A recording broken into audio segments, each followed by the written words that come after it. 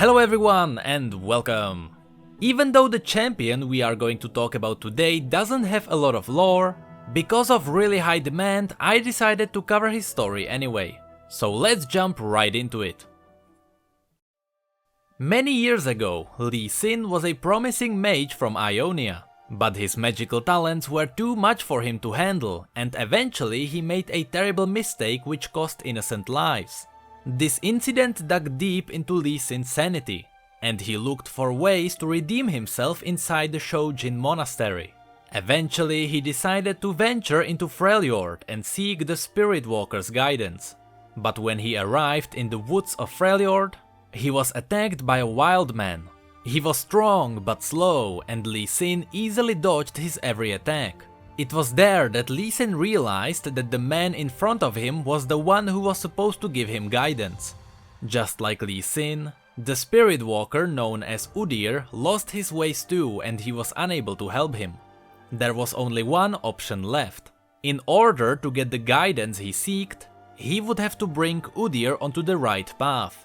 After a long travel, Lee Sin brought the Spirit Walker to a monastery said to be protected by 4 eternal spirits. When the Noxian invasion arrived, with the guidance of the true Spirit Walker, Lee Sin's power became one with his flesh in a way none could have foreseen. With burning fists and inhumanly powerful roundhouse kicks, he fights those who dare despoil his homeland. One of the stories about Lee Sin comes from a present day. It began in the ancient woods of Ionia. There 3 men hacked their way onward, driven by hearts filled with greed. For 6 days they fought with the jungle around them. But now the lost temple was in front of them, covered with plants blooming with red, blue and golden colors. "You see that, Horda?" said Vren. "Didn't we tell you the temple was real? So long as the treasures inside are real," said Horda, tossing aside the blunted hatchet and drawing a freshly sharpened sword. "You both staked your lives on that, remember?" "Don't worry, Horda," said Merda with a rasping cough. "You'll be able to buy your own place after this." "I'd better. Now draw your blades, kill anyone who gets in our way." The 3 raiders approached the temple, weapons glinting in the setting sun. The inside of the temple was unlike anything they had seen before. There were no sharp corners.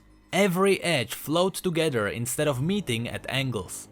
Everything was bright and pure. "Why aren't there any guards?" Horta asked as he stepped inside. His question was left unanswered as they focused on the shimmering light coming from the chamber in front of them. Its roof was covered with carvings, and every wall glittered with colored chips of glass which formed a mosaic of vivid landscapes. Ivory tablets engraved with ancient Shojin stories were placed upon pillars of carved bronze. Idols decorated with gems could be found all around the room. Statues of warrior gods, each trimmed with gold, stared down from a jade base. Horda grinned. Take it all." Vren and Merda sheathed their swords and flung open their packs. They began filling them with everything they could reach. Statues, idols and gemstones, whooping with glee as they dragged a fortune in gold behind them. Horda circled the chamber, already planning their deaths when they got back to civilization, when he noticed that one of the statues was moving. At first glance he thought it was a painted idol of a warrior monk, seated with his legs crossed and his hands resting on his knees, facing away from Horda. But now the man stood and turned on the spot with the fluid ease of a coiled snake. He wore loose-fitting trousers and a red bandana across his eyes. "Not so empty after all," said Horda, flexing his fingers on the leather grip of his sword. "Good, I was hoping I'd get to cut someone up." The monk cocked his head to the side, as though he was listening to sounds only he could hear, and said, 3 men, one with a blighted lung, another with a weak heart that will not see out the year." The sightless monk turned and stared directly at Horda, though there was surely no way he could see him through the thick fabric bound across his eyes. "You have a twist in your spine," he said. "It pains you in the winter and forces you to favor your left side." "What are you, some kind of seer?" demanded Horda, nervously licking his lips. The monk ignored his question. I am Lee Sin. "Is that supposed to mean something?" asked Horda. I give you this one chance to put back what you've taken. Said Lee Sin. Then leave this place and never return. "You're in no position to make demands, my blind friend," said Horda, letting the tip of his sword scrape across the stone floor. "There are 3 of us and you aren't even armed." Vran and Merda gave nervous laughs, wary of the monk's confidence even in the face of their advantage of numbers. Horda gestured with his free hand, and his 2 companions moved to flank the monk, each drawing a curved blade. This is a sacred place, said Lee Sin with a rueful sigh. It should not be desecrated. Horda gave the others a nod. Put this sightless fool out of his misery. Vran stepped forward. Lee Sin was moving before his foot hit the ground. The monk went from being utterly still to a blur of motion in a blink of an eye. His arm whipped around and the hard edge of his hand struck Vran's neck. Bone crunched and the bandit dropped. His head twisted at an unnatural angle. Lee Sin swayed aside as Merda slashed with his sword. The blow was wild and the reverse stroke flashed over Lee Sin's head.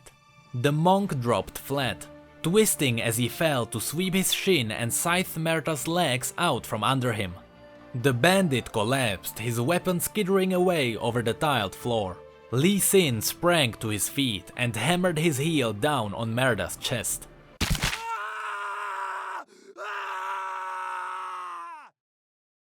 Stolen gemstones spilled from his fallen pack as his eyes bulged in agony as he fought for breath like a landed fish.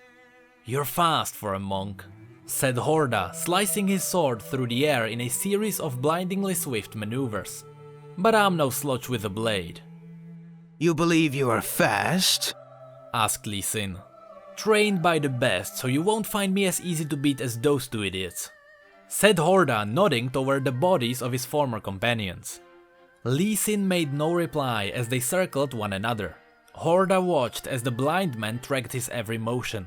The monk's steps were fluid and precise, and Horda had the uncomfortable feeling that every passing second was revealing more of his own abilities to his opponent. He roared and threw himself at the monk, attacking in a blistering series of high slashes and lunges. Lee Sin swayed aside, moving like a wind-blown sapling as he dodged, deflected and spun away from Horda's desperate strikes. He kept his blade in constant motion, forcing Lee Sin back with every attack. The monk hadn't even broken a sweat. His impassive mouth, covered eyes and casual disdain infuriated Horda. He gathered himself for one final attack, drawing on every scrap of training, fury and strength he could muster. His sword cut the air around the monk, but never once made contact. Lee Sin spun away one last time and bent his knees.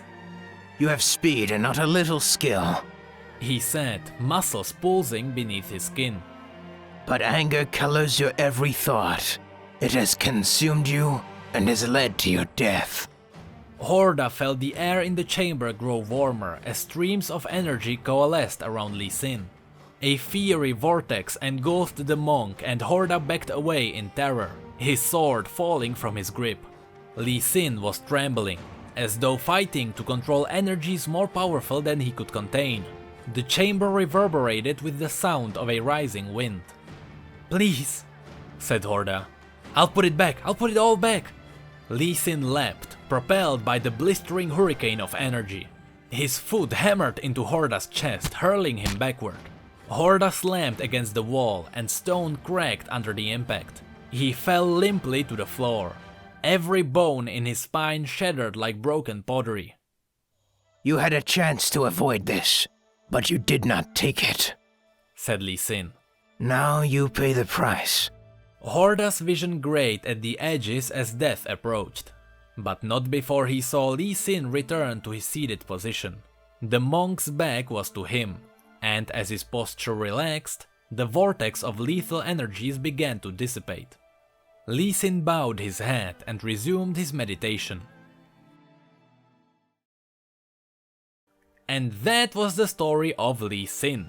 There is no doubt there will be more about him later, but that is all we have for now. If you enjoyed this video, feel free to like it and possibly subscribe if you'd like to see more lore. I really want to thank Quinn Boyce Bacon, a really talented voice actor, for his awesome Lee Sin voice. I am really happy with how that turned out, and I hope we can do more stuff like this in the future. Again, thank you all so much for watching and for your support, you know I really appreciate it. And as always, thank you come again.